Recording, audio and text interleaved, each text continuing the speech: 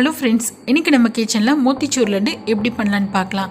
விநாயகருக்கு ரொம்ப ரொம்ப பிடிச்சது லட்டுன்னு சொல்லுவாங்க. ஸோ விநாயகர் சதுர்த்தி ஸ்பெஷலாக லட்டுலேருந்து ஸ்டார்ட் பண்ணலாம். இன்றைக்கி செய்ய போகிற லட்டுக்கு நம்ம கடலை மாவெல்லாம் கரைச்சிக்க தேவையில்ல. நம்ம கடலை பருப்பில் தான் செய்ய போகிறோம். பிகினர்ஸ் கூட செய்யலாம், அந்தளவுக்கு ரொம்பவே ஈஸியாக இருக்கும். இதுக்கு மெயினாக பார்த்திங்கன்னா 1 கப் கடலை பருப்பு எடுத்துருக்கிறேன். நீங்கள் உங்கள் குவான்டிட்டிக்கு தகுந்த மாதிரி எடுத்துக்கோங்க. ஃபைனலாக எவ்வளோ லட்டூஸ் கவுண்ட் நான் சொல்கிறேன். இப்போது இந்த நல்லா வாஷ் பண்ணிட்டேன் 4 தடவை. இதை 2 மணி நேரம் ஊற வச்சுக்கலாம். மேக்ஸிமம் 2 மணி நேரம் ஊற வச்சுருங்க. அப்போ தான் நம்மளுக்கு லட்டூஸ் ரொம்ப ரொம்ப சூப்பராக கிடைக்கும். பாருங்கள், 2 மணி நேரம் ஆயிடுச்சு. இதில் ஒரு சொட்டு தண்ணி இல்லாமல் நல்லா வடிச்சிட்டு இதை மிக்ஸி ஜாருக்கு மாற்றிட்டு கொஞ்சம் கூட தண்ணி சேர்க்காமல் நல்லா கொரன்னு இந்த மாதிரி பதத்துக்கு அரைச்சி எடுத்துடலாம்.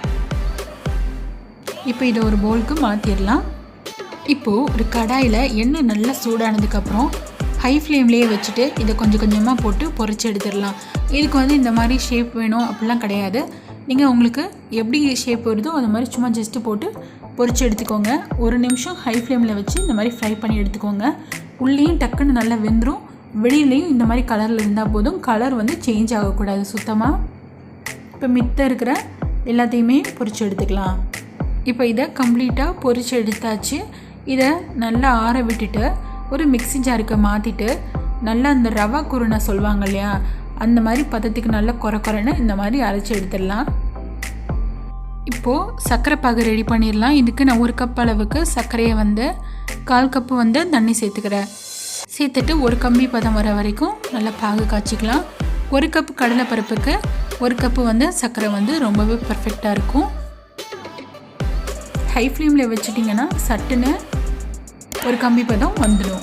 பாருங்கள், இந்த மாதிரி ஒயிட் கலரில் ஃபார்ம் ஆனிச்சுனாவே இந்த பாருங்கள் ஒரு கம்பி பதம் வந்துருச்சு. ஒயிட் கலரில் ஃபார்ம் ஆச்சுனாவே கம்பி பதம் வந்துருச்சுன்னு அர்த்தம்.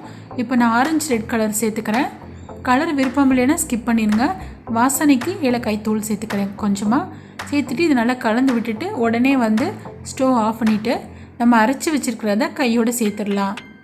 ஸ்டவ் ஆஃப் பண்ணிவிட்டு சேர்த்துக்கோங்க. இப்போ இதை நல்லா கலந்து விட்டுடலாம். இது ஜஸ்ட் இப்போது ஆறட்டும். அதுக்குள்ளேயே நம்ம நெய்யில் முந்திரியும் திராட்சையும் ஃப்ரை பண்ணிடலாம். 2 டேபிள் ஸ்பூன் நெய்யில் முந்திரி 10 திராட்சை 10 போல் சேர்த்து நல்லா ஃப்ரை பண்ணி எடுத்துக்கலாம். இன்னும் நம்ம சேனலை சப்ஸ்கிரைப் பண்ணாதவங்க மறக்காமல் சப்ஸ்கிரைப் பண்ணி பக்கத்தில் இருக்கிற பெல் ஐக்கானை கிளிக் பண்ணுங்கள். அப்போ தான் உடனே வீடியோஸ் அப்டேட் ஆகும். இப்போ இதை இதில் சேர்த்துடலாம். சேர்த்துட்டு நல்லா கலந்து விட்டுடலாம். உங்களுக்கு இன்னும் நெய் ஜாஸ்தியாக வேணுன்னா கூட நெய் ஆட் பண்ணிக்கலாம். நான் 2 டேபிள் ஸ்பூன் தான் சேர்த்துருக்கேன். இது நல்லா ஆறுனதுக்கப்புறம் உங்களுக்கு பிடிச்சமான சைஸில் கையில் எடுத்துகிட்டு நல்லா உருண்டைகளாக உருட்டிக்கலாம். அவ்வளோதான், நம்மளோட சூப்பரான பர்ஃபெக்டான மோத்திச்சூர் லட்டு ரெடி ஆகிடுச்சு. என்னடா கடலைப்பருப்பில் செஞ்சாங்களே நல்லா இருக்குமா டேஸ்ட்டு அப்படிலாம் டவுட் படாதீங்க. செஞ்சு சாப்பிட்டு பாருங்கள், நீங்களே அசந்து போயிடுவீங்க. அந்தளவுக்கு சூப்பராக பர்ஃபெக்டாக இருக்கும். கிட்டத்தட்ட எனக்கு 1 கப் கடலைப்பருப்புக்கு 18 லட்டு இந்த சைஸில் கிடச்சிருக்கு. நீங்களும் ட்ரை பண்ணி பார்த்துட்டு உங்களோட ஃபீட்பேக்கை கமெண்ட் செக்ஷனில் சொல்லுங்கள். தேங்க்யூ.